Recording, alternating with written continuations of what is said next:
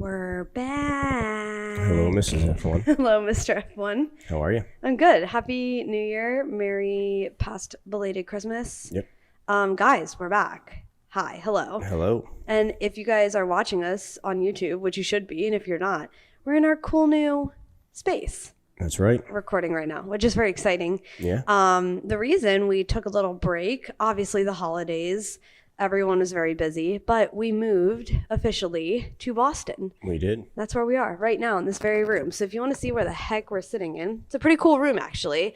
Fun fact, if you look straight ahead, we're just looking at the beach. So it's That's pretty freaking cool. It sure is.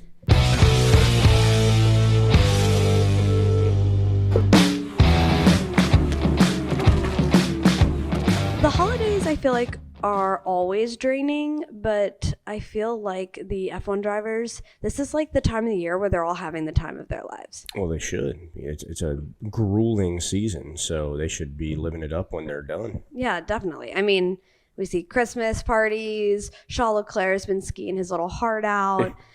Lewis is in Antarctica somewhere with apparently Shaun White, which is interesting and random. Just everyone having a good time, and I've been soaking up all of their Instagram stories. Anyways, I feel like there's also been quite a bit of news going around. We had the whatever you want to call it, team principal gate of 2022. Like The carousel, yeah. Yeah, I think that's the most we've seen that number of team principals move around in one season, at the end of one season. We've got Yost left. Yost left Williams. We've got Fred Vasseur going to Ferrari. We saw McLaren lose their team principal as well. Andretti Seidel moved to Alfa Romeo. Yeah, which is now going to be Audi come 2026, I think. So there's just a lot going on even before the holidays started. But we're just going to kind of pick up, you guys, with this week's additional news, which... First of all, this is out of Formula One realm, but still within the motorsports world. The death of Ken Block. Oh my God, that really was rough. Yeah, I grew up watching his YouTube videos. Love the stuff that he put out. Yeah, I mean, if you guys don't know, Ken Block, a rally car legend, YouTube legend, just kind of anything extreme sports involving wheels legend. He was 55 years old, died on January 2nd due to a snowmobile accident of all things. Yeah. If you guys have ever watched his YouTube videos, he just done some of the craziest stunts you can think of doing in a car. Never hurt himself, seriously once. And of course, a freaking snowmobile accident at his home. Snowmobiles are dangerous. I know. Yeah, it's, he was as sad as it is to say, he was kind of on borrowed time. Like you said, he did dangerous stuff for a living. That's bound to catch up to you. Unfortunately, it did catch up to him. And I think a lot of people who kind of grew up in the early days of YouTube saw some of the awesome videos that he used to produce.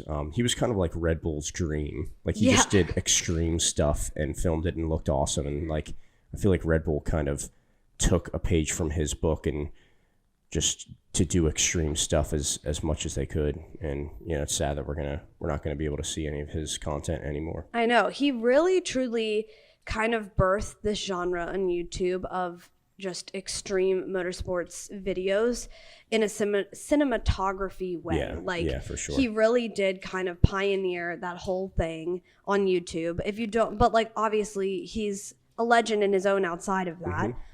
He is the only American to score points in the World Rally Championship. He's a 5-time X Game medalist, and he just was an amazing rally driver. And it truly is a sad loss for the whole motorsports community. If you don't know who Ken Block is, check him out on YouTube for sure. The videos will just blow your mind. And then the FIA this week announced in honor of Ken Block, no one will be able to wear his number, which was 43, for, I believe, just this year. Yeah, I think so. So I thought that was a nice way for the FIA to recognize him. Yeah, in any motorsport, by the way. You can't wear 43 in any motorsport across FIA. So thought that was amazing and a great way to honor him, but just a sad loss for the motorsport community overall. For sure, yep. Yeah. Well, on a happier note, let's talk about some news that came out this week that I think kind of shocked everybody. Andretti, of course, has been in the news related to Formula One very heavily in the past year or two. It's no secret Andretti wants to join Formula One ASAP. And this weekend, they announced that Andretti Racing is teaming up with Cadillac. Yeah, General Motors, yep. Yeah, exactly. So it's going to be Andretti, Cadillac, F1, which, hopefully they'll get a bid in 2026, but they're making it no secret that they want to be a part of F1. Yeah, so they still have to submit their official expression to enter Formula One, apparently, under the Andretti Cadillac name. And then the process with the FIA and Formula One can kind of get rolling. So this is really exciting. And I think the Cadillac name is really going to help Andretti kind of get that extra accreditation, money backing, and like seriousness about entering Formula One. What do you think like this will help kind of get them into the paddock for the foreseeable future? Do you think Andretti could have done it on their own? Well, I mean, I wouldn't have picked Cadillac personally if I were Andretti, but I mean, I at the end of the day, it just matters who's willing to jump in. If it were an American brand, I would want like Corvette or something like, which is GM branded, I believe. Isn't Chevy owned by GM? I mean, Cadillac is an American brand. Yeah, I understand that, but I'm still thinking of like a racing brand. I don't think of Cadillac as racing. Yeah, more luxury. Either way, it's probably just a way to raise more money to show how serious they are to the FIA. And at the end of the day, it's just going to be how much Toto and the rest of the teams fight adding another team because they don't want to split up, prize money. But to not add in a legendary name like Andretti is just not a good look for Toto and the rest of F1. Yeah. Like, it just shows how greedy they are that, this isn't just no offense to Haas, but this isn't a Haas team. Yeah. Right? Like this, kind of haphazard team that doesn't have a ton of money. This is, Andretti coming in with GM. That's a huge brand. Yeah. And Andretti is racing royalty. Yeah. Seriously. So it just won't look good on the F1 teams when, not if, but when they complain about adding an 11th team. But at the end of the day, it's got to be the fans' choice, and I think all the fans want to see an extra 2 drivers on the grid. So it'll just make the racing better and more interesting. And obviously, I think taking note as to the giant growing Formula One audience in the United States, and I think it's a smart move on their end to partner with Andretti to get into Formula One. We've got this huge U.S. base of fans that needs tapping into by U.S. based companies. And I think I've seen a lot of people say this week is like, that's where Haas missed the mark when it came to being a, United States American run team.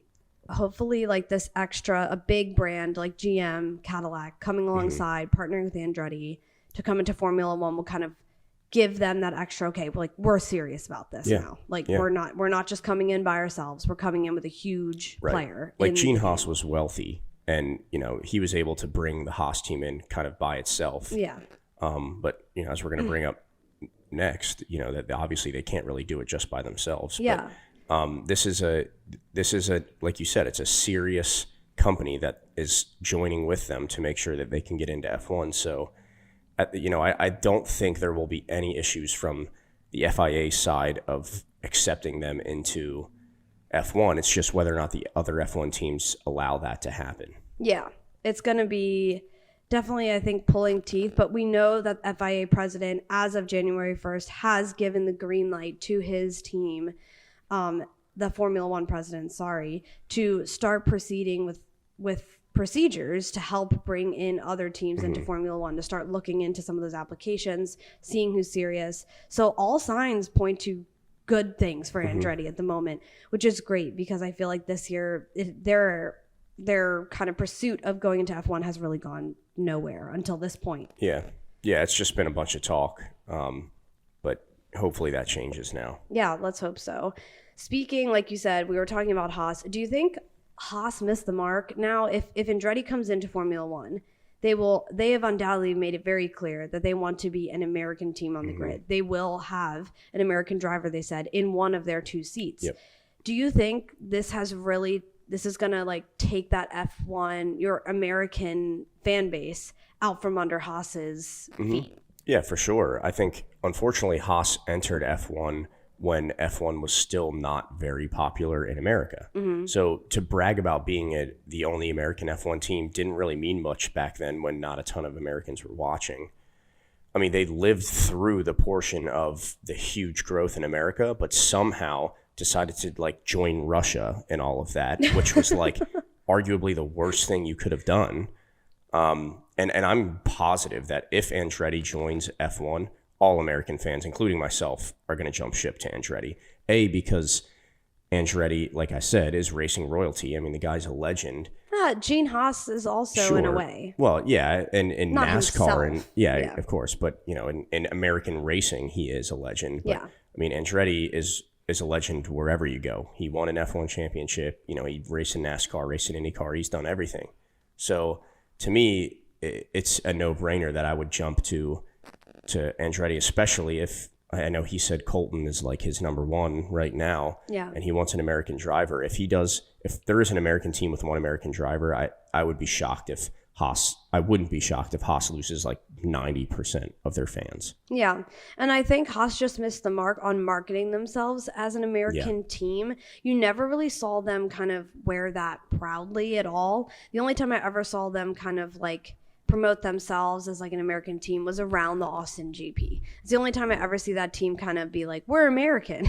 And like reminder. Like I said, as F1 was growing exponentially in the States, they painted their car a Russian flag and hired a huge Russian sponsor. And it sucks because they obviously didn't have a lot of money, and that's why they brought on Nikita. But it was just terrible timing in the sense that they had a huge opportunity to gain American fans. And you know, that year I was like, oh, I am not a Haas fan anymore. They're a Russian team. You know, they're no longer an American team.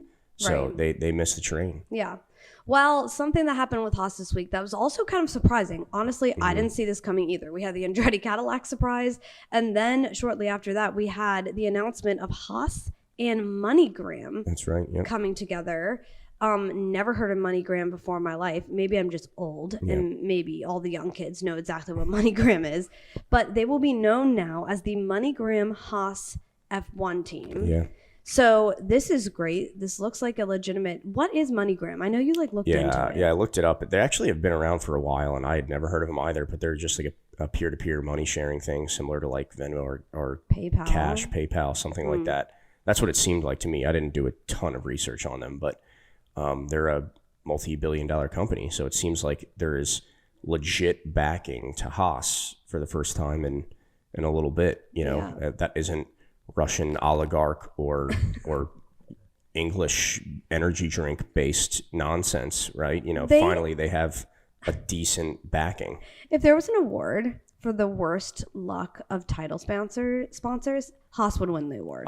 To me, it's not really luck. To me, they should be vetting these people, and clearly, especially that energy drink dude. I mean, he was a wacko. He's still a wacko. Yeah, and apparently he said he was going to try and sue Haas for not, you know, even though he didn't pay them. Apparently he doesn't have any money either. So it's just let's just hope and pray that this MoneyGram sponsorship for Haas works out. I mean, they need some more money. They really do. Of course, yeah. And of course, they get a sponsor literally with money in their name. Yeah. Right. Obviously, if they're getting bigger backing and more money from the sponsor, this will really help them. Haas is known as a team that has adapted to a low budget. So they really do buy parts pretty much off of other Mercedes, Ferrari especially. They're like Ferrari Renault, when Renault was Renault.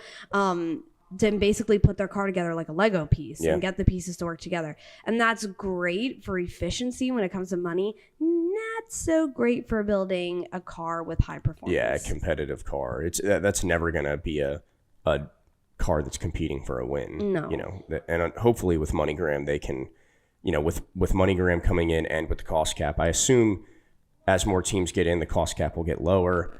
And that'll make things much more interesting in terms of these quote-unquote smaller teams actually being able to compete for wins. Yeah.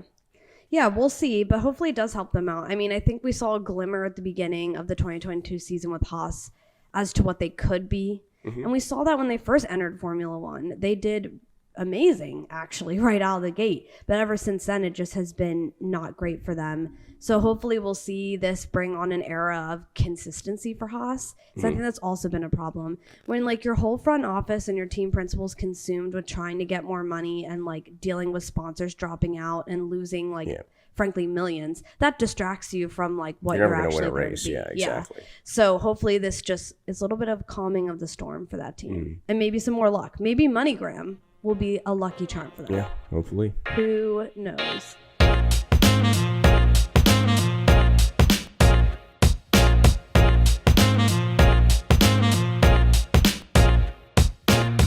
The 2023 season is quickly approaching. I mean, testing is in March. Next month. Yeah, that's crazy to think. I feel like a couple weeks ago I was like, oh, F1's so far away, and now I'm like, oh my god, we're actually really close to the beginnings of the season. And with that comes car launches. We've had a lot of teams already announce their car launches pretty early on, actually, in late 2022, which is kind of surprising. But the teams that have announced so far have been Alpine, Aston Martin, McLaren, Ferrari, and Alfa have all announced that they are launching their cars. Alfa Romeo or Alfa Tauri? Sorry, Alfa Tauri. Alfa Tauri. That's what I thought, but I wasn't sure. I sometimes forget that there are literally two teams starting with Alfa. Yeah. But they've all launched, well, they're going to be launching their cars in February. Ironically, Aston Martin and McLaren are launching on the same day. I was like, how does this work? Like, does everyone call their offices and be like, when are you launching? Oh, we're launching this day. When are you launching? And then out of spite, one of them does it on the same day as the other one, just already playing mind games. Lawrence Stroll was like, I hate Zach Brown. Yeah, exactly. We're launching our car the same day at the exact same time. But it's an exciting time. This is like the glitz and glam of the beginning of the season. You know, it's fancy lights, big presentations, big uncoverings of these cars. We've heard some rumors from certain people in the media, but also team principals have come out and made comments about their car for next year.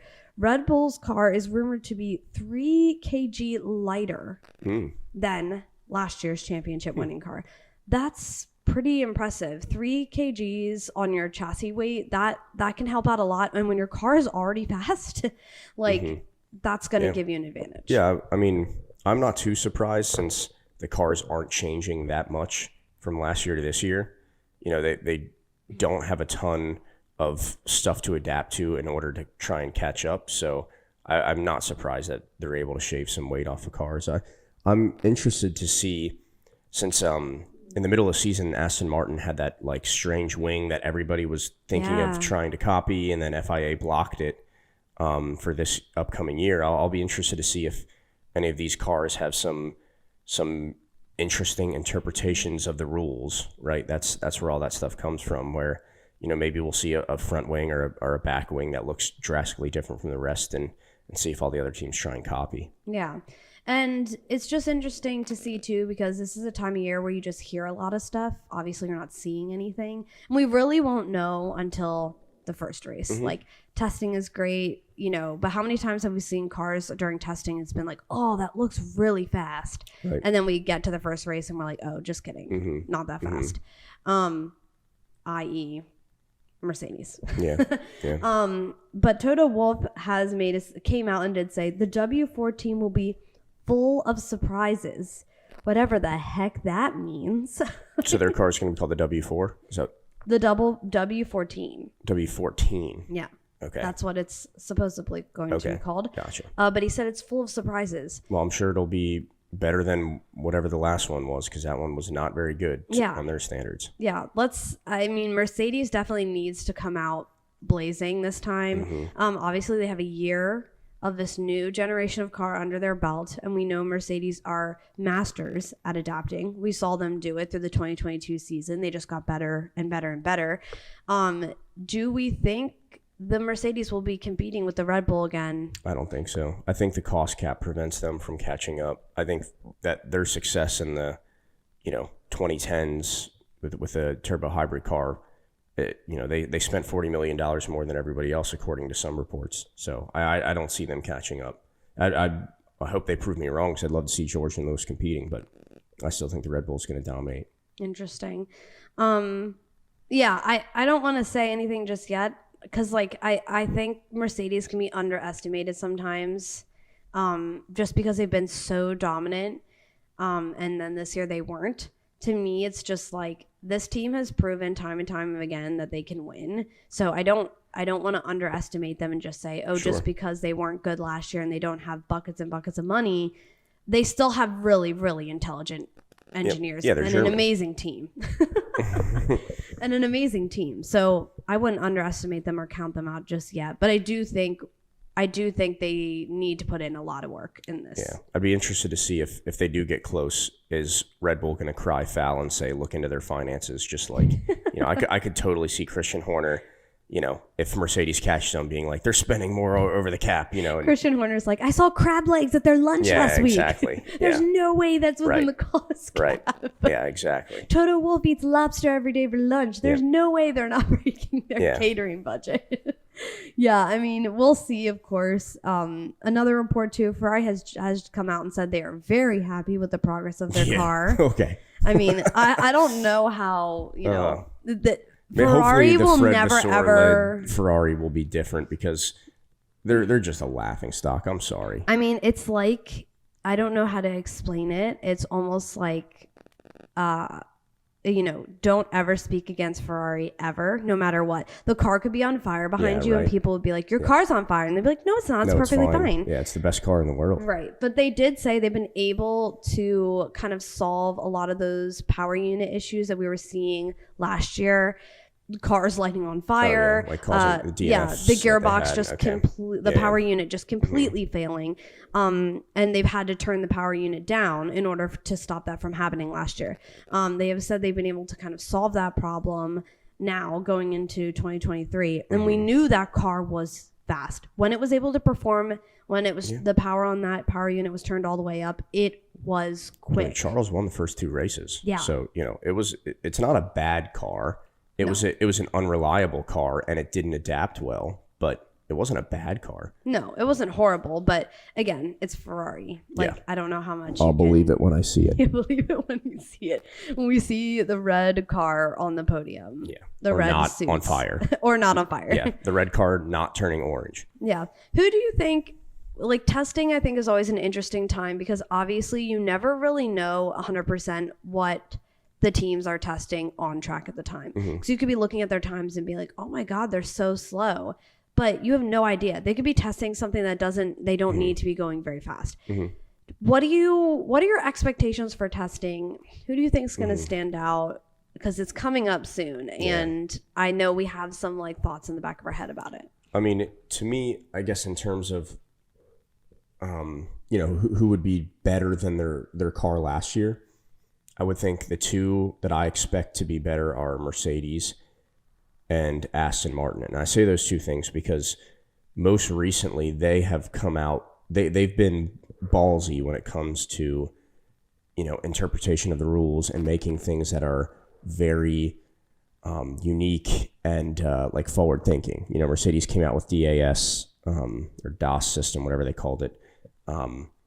The dual axis steering in 2020 or 2019. I don't remember what year that was. 2020, I think. One of those years. Yeah. And then, like I said before, Aston Martin with that interesting interpretation of the rear wing. I think when you see teams like that try and make ballsy decisions, I would expect them to kind of come to testing with some new types of things, especially when you have to be super efficient with your money. It's like what can be a huge change for the least amount of money, and so I'm expecting those two teams to kind of come to testing with something different from what the rest of the teams are driving, and if it leads to a lot of increased lap speed, then everyone will follow suit.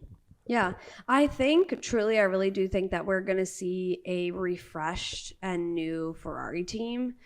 I think just with Mattia Binotto at the helm for the past couple of years, there have been very slow and steady results for that team. They have definitely, where they ended up last year is definitely way ahead of where they were 2, 3, 5 years ago. Yeah. But I think they just needed a change of pace. I think that team just wasn't working together cohesively like they should be. And there were so many rumors flying around about Charles' side of the garage, not cooperating with Carlos's side of the garage. Rumors about Charles Leclerc not talking to Mattia Binotto for months. That was a lot of rumors coming out at the end of the season. And I just think it was just very tense there. And I think with a new team director, with Fred Vasseur at the helm, it might be just a refreshed, lighter, and more excited team than they were last year. And I think that's why we were seeing a lot of those mistakes being made. Was that you could just tell they were not clicking together, that entire team. But yeah, I don't think a lot of their issues were car-based. I mean, yeah, they did have car-based issues, like you said, with the gearbox and the power unit, Carlos's car catching on fire. But to me, the majority of their issues were personnel issues. Yeah. You know, Charles cost himself a race in France. The infinite number of times they made terrible strategy calls, you know, and yeah, there was just a lot of bad decisions in the team, and hopefully Vasseur can change that. And if he can, I don't see why they couldn't. I don't think they would have beat Red Bull this year, even with the best strategy out there. The Red Bull just seemed faster, but they would have been a lot closer. Yeah. A lot closer. Yeah, I agree. I'm interested to see what'll happen. Obviously, Charles Leclerc has a very close relationship with Fred Vasseur. Charles Leclerc did race for Alfa Romeo under Fred's leadership, so there's a relationship already. He knew each other in F2 as well, right? I believe yes as well. And like there's a friendship there, and there's a relationship and a working relationship already built between the two of them. I don't think Carlos Sainz has worked with him as much. I think he has in the past, but not as closely as Charles Leclerc has. So it'll be interesting to see what this change of pace is like for them, and I'm hoping to see kind of a new, refreshed team ready to go and tackle that championship. Do we think we'll see any of the cars that ended up at the bottom of the totem pole at the end of 2022 season? Do you see any of those teams maybe making a surprise improvement? I mean, I hope Williams will, just because I want to see Logan do well. I doubt it. I mean, I know they have backing by Doralton and they have more money, but with a cost cap, I can't imagine it's going to make much of a difference. They'll probably, them and Haas will be competing for last, I'm sure. And then, you know, maybe Alfa Romeo, AlphaTauri had a pretty rough year this year, and I think they could maybe turn it around. Especially, I mean, I don't understand why they don't just steal parts from the Red Bull garage, since they're basically the same team. Just build a Red Bull car. I can't imagine that there will be any teams from the bottom that are going to force their way up, especially to the top three. Let's be real. It's going to be Mercedes, Ferrari, Red Bull in some order next year. I think we're going to see a better McLaren this year. Like, they weren't fantastic. That car was definitely on the slower end when it came to like comparing everybody together. But Lando Norris had a fantastic season. And really, I hate to say this, but the only one dragging the team down when it came to team standing was Daniel Ricciardo. For sure. And now that he's gone, and granted, we're going to have a rookie in that seat, Pato O'Ward. Nope. Oh, sorry, not Pato O'Ward. I mean, he is driving McLaren, but different racing series. Is that like my hopeful wishing? I'm sorry, not Pato O'Ward. Oscar Piastri. Oscar Piastri, thank you. Yes, I think it's going to take him a little bit to kind of course it will. Get his head on his shoulders. But I think we're going to see better results for that team, and I think we're going to see them higher up. I doubt they'll pass Mercedes, Ferrari, Red Bull. I'd be shocked. But I truly believe, I think that Alpine, did they end up finishing fourth? They finished above McLaren? I think they did. Or it was close either way. They didn't. They didn't. Okay. Either way, I think. I don't know. What should we check? I think if Piastri and Lando are on the McLaren team, I don't see any teams touching them for best of the rest. Yeah. That's the best, in my opinion, that's the best lineup in F1. Maybe Mercedes has a better lineup, depending on if Lewis still has it. But, I mean, Lando's last year, I thought he was arguably the best overall driver last year, because he was the only driver who got their car on a podium that wasn't on the big three. And that car did not belong in places that he was finishing. He's didn't. So good. Yeah. And he's only, 23 years old, or however old he is. Lando? Yeah. I think 24. I think he's less. younger. Yeah, maybe he's only 21. I think he's 21, 22 years old. Yeah. Yeah. So, And now Oscar, who's also 20, 21, however old he is, they have arguably the best lineup and could be the best lineup for the next 8 years. Right. Like these kids who are phenomenal drivers. Lando's not even a part of that club that Oscar's a part of, the winning F4, F3, F2 in successive years. Right. We as good as Lando is, we could see an even better driver in the McLaren after Oscar can, kind of get his feet under him. That team's going to be impossible to beat for the rest of the groups, that aren't in that top 3. Right. I think the driver lineup, like you said, is amazing. We do have a new team principal there, and that is a little bit of a, wild card. Yeah, sure. A wild card. We'll see how he gets along with the drivers. We'll see how he gets along. But even McLaren, I think, is a really interesting team in the way they operate. So obviously, there's a team principal, which I think a lot of people think is Zach Brown. But like Pretty a lot much. of like people who, love F1 but aren't like crazy into it. But he's not. But Zach Brown is like super involved when it comes to driver relations. And so is the team principal. He's the one who's there day in, day out. Obviously, Zach isn't. But we'll see how that relationship plays out between them. We'll see how Lando takes to being a leader. I would argue he was a bit of a leader this year. Yeah. But he's really going to be a leader now. There's a rookie underneath him. He's got to lead that team and show them that he deserves like that number one spot. And a rookie team principal too. Yeah. I've never heard frankly. of this guy. Yeah. So we'll see how it all goes. But I think if all those things align and they're able to get it together, we could see a really strong McLaren. Yeah. For Williams, I know you brought them up as well. They still have not announced who is going to be their team principal, I believe, which I think is kind of crazy. You would hope they would find somebody by now because the season's fast approaching. Yeah. And having a team principal on sooner than later is definitely helpful. Yeah, I would think so. And I think that team was heading in the right direction at the end of last year. So hopefully they can get somebody in that spot to help bring that team together and just kind of complete that lineup for them. Yeah, Alex is a great driver. I am nervous for Logan. I am a big Logan fan, but I don't think he had the consistency last year in F2 to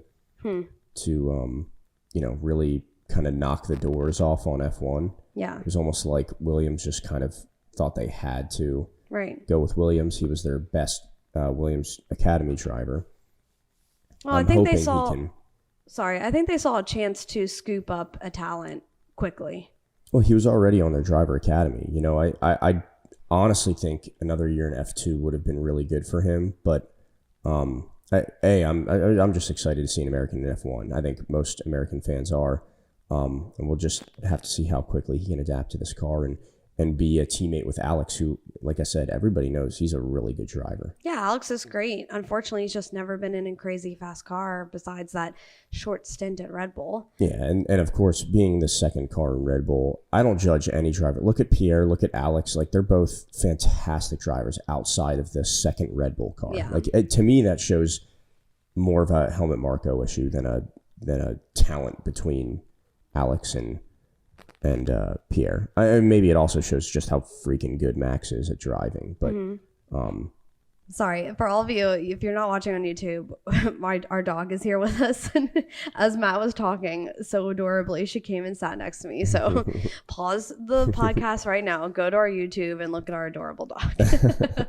Anyways, well, yeah, I mean, I think it's a good point you made about Alex. And, so we'll see how those teams, I think that's always the exciting thing about testing is there are teams where you're expecting certain things from. And then there are teams that come to the table and bring things that you were not expecting. And that's the excitement about testing. But like you said, testing's one thing, but what happens in the race is another. So we could see somebody bring something fantastic to testing, and then in Bahrain or whatever the first race is this year. Yeah. So it'll be exciting to see. Testing is coming up soon. We'll definitely be talking about it on here as that more plays out. But yeah, it's just exciting.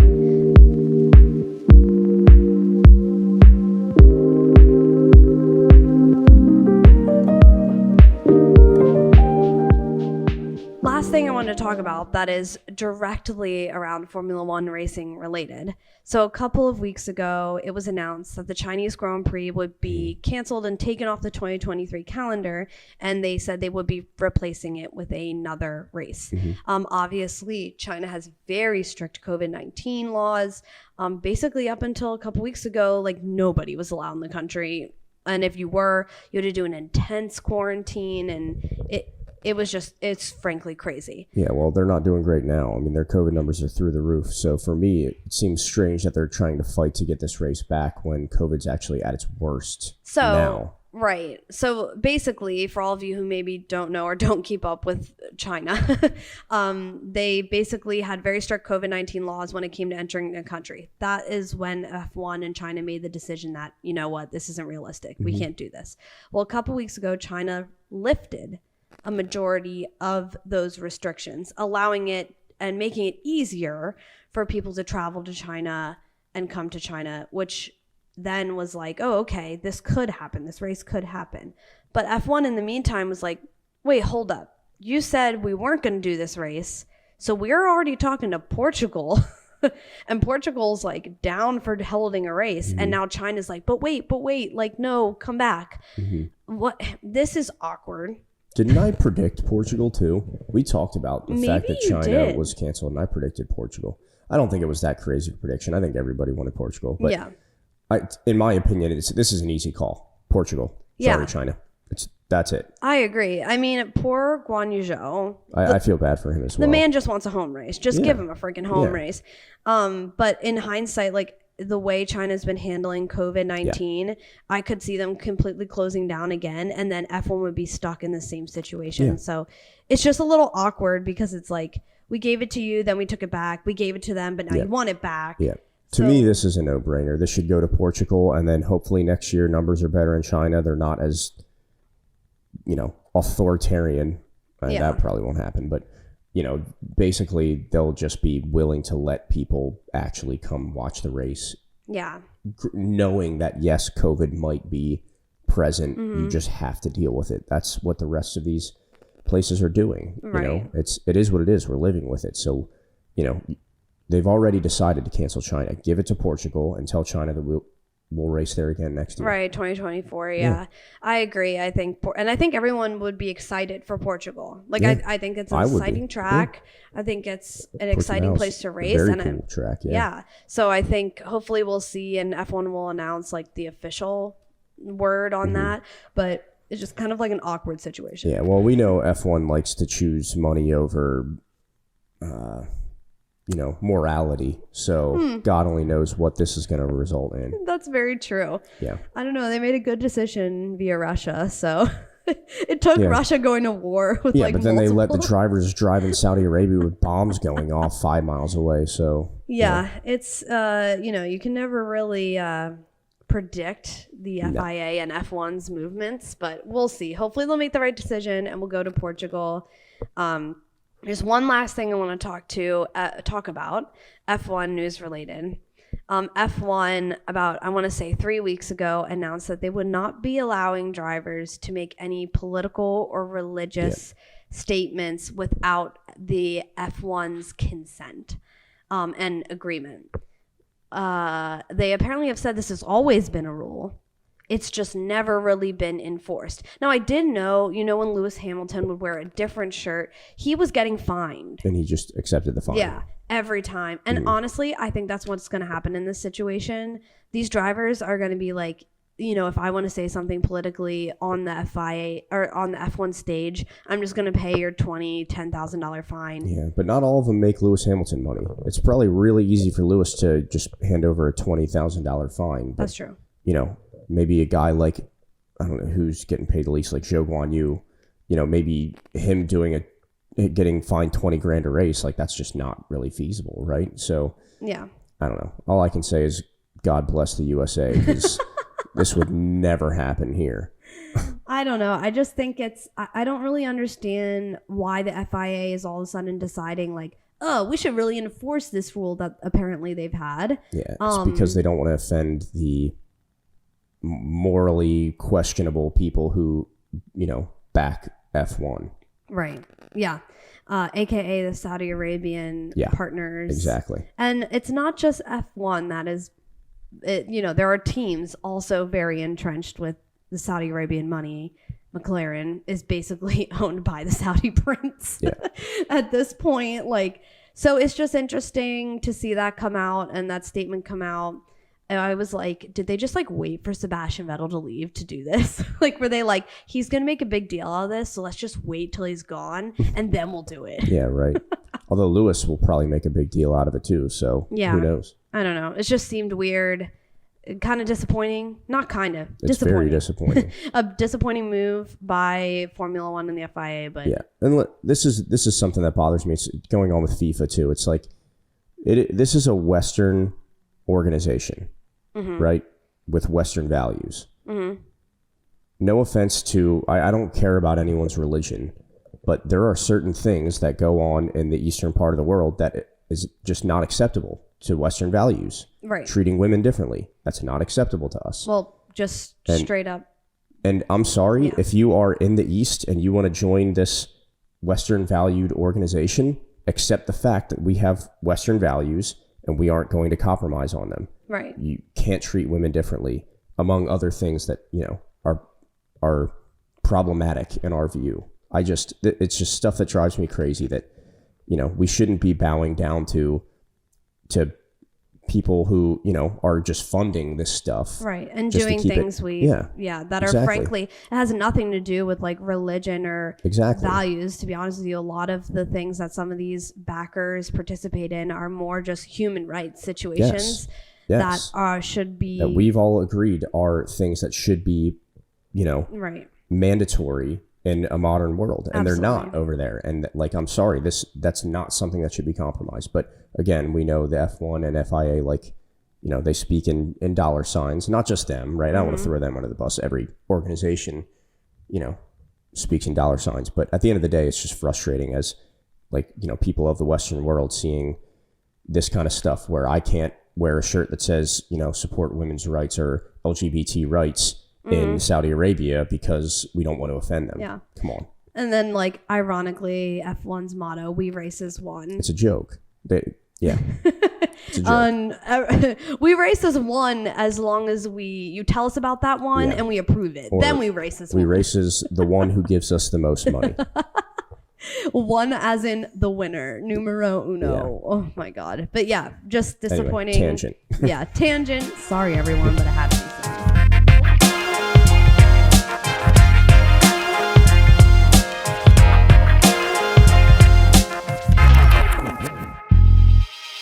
Let's go into some lighter stuff just to wrap up this situation.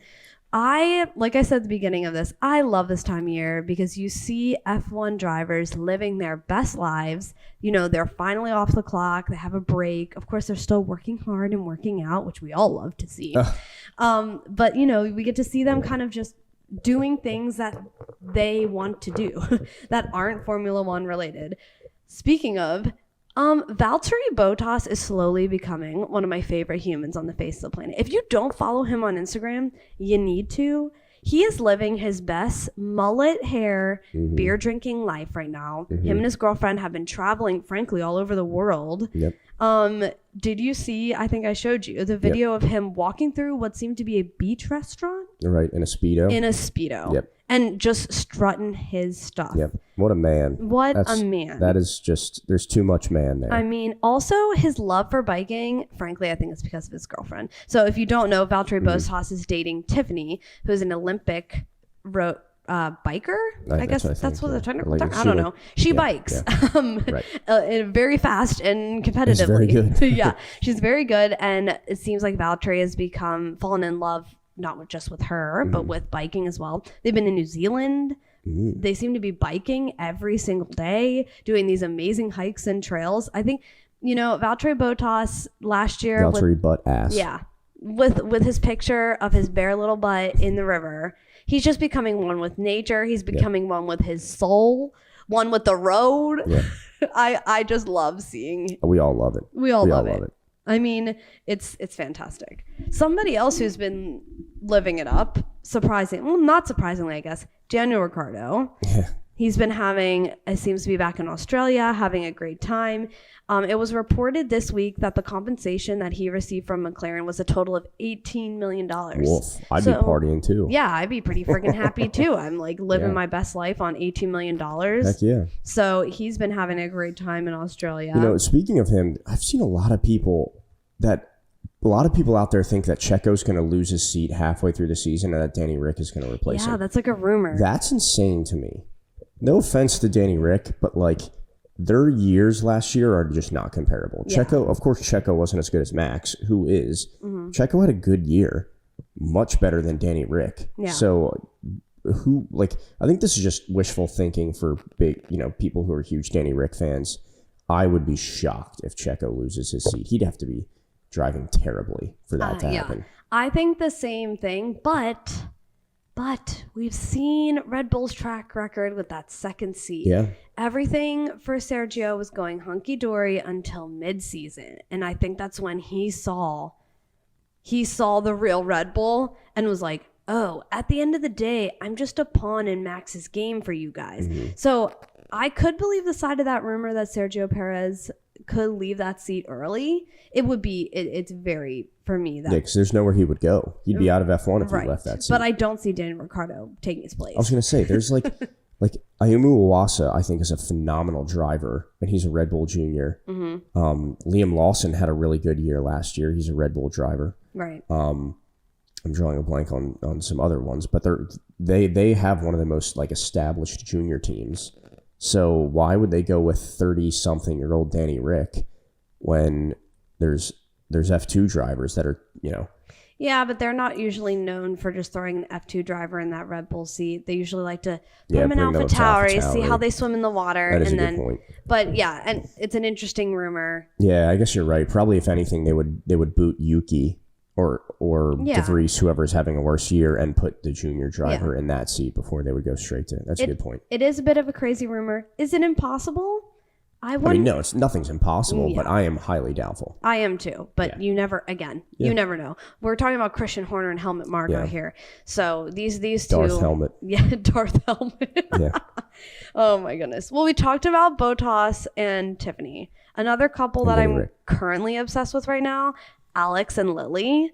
If you don't, you should follow them on Instagram as well. They've been in Thailand. If you don't know, Alex Albon's girlfriend is a professional female golfer. And I love that. Oh, that's right. You did tell me that. That's pretty cool, actually. Yeah. Just FYI, this is more a segment for me. Matt is not into the personal lives. The person. No, he really doesn't. But we're going to talk about it. I'm going to force you to. But they've been in Thailand having the best time. I know she mentioned, I saw an interview with her. She talked about how she met Alex. Mm-hmm. And she actually, everyone listen to this. She learned about Formula One because she was watching Drive to Survive. Drive to Survive. And she said she saw Alex Albon on there and was like, oh, cool, another like Asian professional athlete. Mm-hmm. And she thought just that was amazing because obviously like that demographic isn't hugely represented in certain sports. Mm-hmm. So she said she reached out to him through Instagram DMs and just said like, slid into the DMs. Yeah, she slid into the DMs and look at them now. Listeners, this is Mrs. F1's way of basically wishful thinking.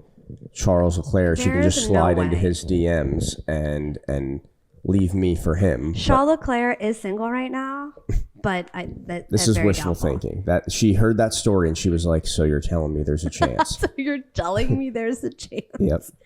But they've just been having an awesome time. But I think Alex too, over the past year or two, has become more and more just himself, especially in the paddock. We saw him this year dyeing his hair crazy colors and just being kind of a bit of a goofball, which I don't think we've really seen from him. Is his mom out of jail?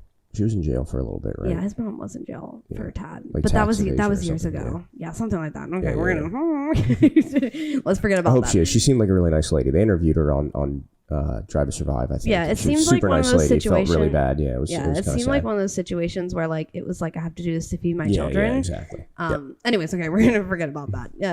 Low key, Alex Albon's mom was in jail, but it wasn't for like murder or anything. No. Nothing crazy serious. No. Nothing any high-end A-list celebrity hasn't done. Yeah, exactly. For right. Sure. And gotten away with. Yeah. But anyways, I love them. I love that they are both like professional athletes together. I think that's cool. And they've been traveling all over Thailand and they just look in love and adorable. Yeah. I love that. Last but not least, obviously New Year's Eve. We saw a lot of content coming out of everyone's Instagram pages. George Russell and Fernando Alonso were partying together. That seems like some diabolical stuff. Yeah, Fernando. I literally was telling you, I was like, Fernando is trying to get close to George, so then he can sabotage Lewis. Sabotage Lewis. Yep, for sure. Through that's George. what happened. He's trying to like indoctrinate George. Yeah. Like Lewis is evil. He's evil. Yeah. Like he probably drugged George and was telling him all kinds of crazy. Yeah, like hypnotizing. Yeah, he was like crash into Lewis next year. Lewis is the enemy. Yeah, exactly. But yeah, I saw that on Instagram. I don't know if they just happened to be partying at the same club. I don't know if they planned it. No, Fernando planned it. Come on, baby. But it's just that I think it's just an unlikely pairing. I don't think I ever saw them like chatting it up on the 42-year-old. Right. Like, but Fernando Alonso, I mean, obviously racing icon, but like, I just don't see those two vibing together. Yeah. Like Alex Albon and George Russell are like best friends. Yeah. Yeah, and Lando, like all those guys who like Charles, Lando, like all those, you know. Yeah, and I don't see Fernando the joining that. Yeah, exactly. He's a dinosaur, remember? He's a fast dinosaur, but also kind of a jerk. Yeah. So it's a little weird, but they were partying together. TikTok and Instagram were going insane over it. Oh, I'm sure. I was too. To be honest with you, I had to do a double take at the image. I was like, is that Fernando? It is. It is Fernando. And I was like, either George is super drunk and ran into him, or this was planned. It was. Either way, it's not good for Lewis. No. Not good. No, definitely not good for Lewis. No. Speaking of Lewis, last little tidbit of our, what I'm going to call the gossip paddock. Lewis's birthday is today. Oh, happy birthday, Lewis. Happy freaking birthday, Lewis Hamilton. We almost have the same birthday. I didn't realize to the that. GOAT. Oh, yeah. Look at that. It's pretty cool. Oh, yes. And he's partying it up in Antarctica with Shaun White and Mystery Woman. And Mystery Woman? Mystery Woman. Uh-oh. So, interesting. Lewis Hamilton has had girlfriends in the past, but he hasn't had like a public girlfriend in a long time. Did he try and date Rihanna or something? No, like Nicole Scherzinger. I don't know who that is. Okay. She's a singer. Just gives you a clue as to in tune Matt is with pop culture. Yep. So it's his birthday today. So congrats. Happy birthday to the GOAT. Hope you're enjoying icy cold Antarctica with awesome, cool redhead Shaun White. Yep. Yeah, the flying tomato. Yep. And also happy birthday to you, Matt. Matt turned 30 on Thursday. You guys, we are both 30. Mm-hmm. Oh my God. Terrible. Yeah, horrible. But I mean, if Lewis Hamilton looks as good as he is at like 39, we're not going to be on par with Lewis. I wish, but we're not. We can only strive to be. That's right. Maybe we need to go to Antarctica with Shaun White. Maybe that's a key. That's a key to youth. Anyways, thanks guys for joining us again for another episode. We appreciate all of you and sorry for the short hiatus, but guys, our life got crazy real quick. But we're back now. And it ended up timing out really well that, it's the off season. Not a ton going on. So the holidays, everybody needed a break. No one needs to hear from us during Christmas. But next week, tune into the Formula E race in Mexico City if you get a chance on CBS. If you're really, really craving some real driving, Formula E starts, and it's actually really cool to watch. You guys are highly encouraged. It's really fun. Yep. So that's on if you're looking for something. And like we said, the F1 testing is not too far away. Yep. Just a month away. As always, make sure you subscribe to the podcast so you don't miss a single episode and leave us a 5-star review if you'd be so kind. You can listen to us on any podcast platform you get your podcasts. You can also follow us on the socials at Mr. and Mrs. F1 Pod. We are on YouTube as well, where you can watch us talk. If you're not a fan of listening to us talk, you can watch us talk on YouTube at Mr. and Mrs. F1 Pod. But until next week, you guys, we will see you then. Bye-bye. See ya.